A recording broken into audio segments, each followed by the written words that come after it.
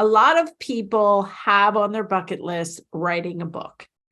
I actually never had that on a bucket list, but when I wrote my first book that was published, The Verbal Behavior Approach, in 2007, I wasn't going to write a second book until I decided I was. And my friend Anne Sheibani helped me create a synopsis and really figure out what this newer book was going to be about. Today, we're talking all about writing books, especially in the autism world.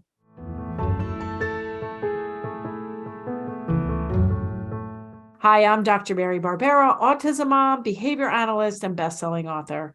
Each week, I provide you with some of my ideas about turning autism or signs of autism around. So if you haven't subscribed to my YouTube channel, you can do that now. Today, we're sharing a short excerpt from podcast 227 with my friend Anne Sheibani, who's a Harvard-trained writer. She is a book doctor, a ghostwriter. She owns and runs a publishing house.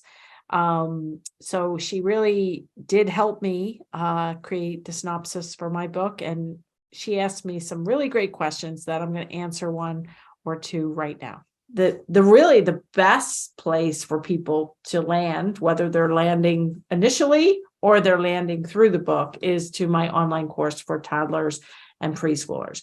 That is really the best thing I have. It's not that expensive.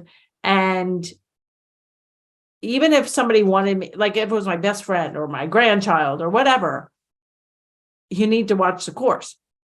Because in the course, I have videos, demonstrations, all step-by-step what you should do. I'm creating a Train the Trainer program that's launching in March. So that is, I sell on Evergreen. I sell every day. So there's a very big path forward, and that is through my online course. I do have a course for older kids as well. That is more like a secondary market. Like I know that people with 8-year-olds and 15-year-olds need my work too, but it's a lot harder to turn things around for an 8 or 12 or 15-year-old if you're not talking, not potty trained, and have severe problem behaviors. You can take all the information in this book, Turn Autism Around.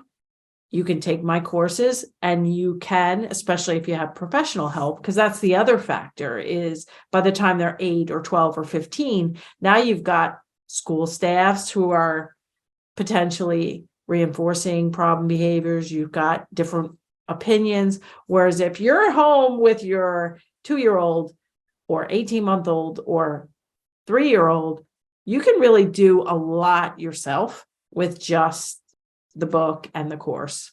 And people in my course that don't read the book, I'm like, get the book. Which is better, the book or the course? Actually, both are good. The book is a handbook, and the course will show you videos, step-by-step instructions, and provide a community of support where when you get in trouble, when they are flopping on the ground or, biting their brother, you're going to be able to come to us, and we're going to be able to direct you to the right resources to hopefully get that problem behavior near zero.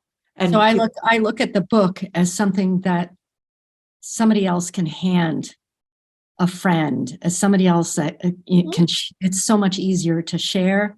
And yet the course allows people to go deeper, to get the tutorials, to get the visuals, so they can track and get community support and unstuck calls with my team, because, it's all, if you just have the book, hopefully it'll go well. But, you may have, autism plus apraxia or plus Down syndrome, or you may be a single mom and have to send your child to a daycare that's not really doing the right things. Like, there are lots of factors, right? And so without having that community and those coaches to help you get unstuck, you could still stay stuck. I hope you enjoyed that short excerpt from podcast 227. If you did, you can listen to the whole podcast. Check the link on or around this page. And for more information about how you can download the book resources, read chapter 1 for free, listen to chapter 2, and get all the assessments for free, both blanks and samples. Go to turnautismaround.com, and I'll see you right here next time.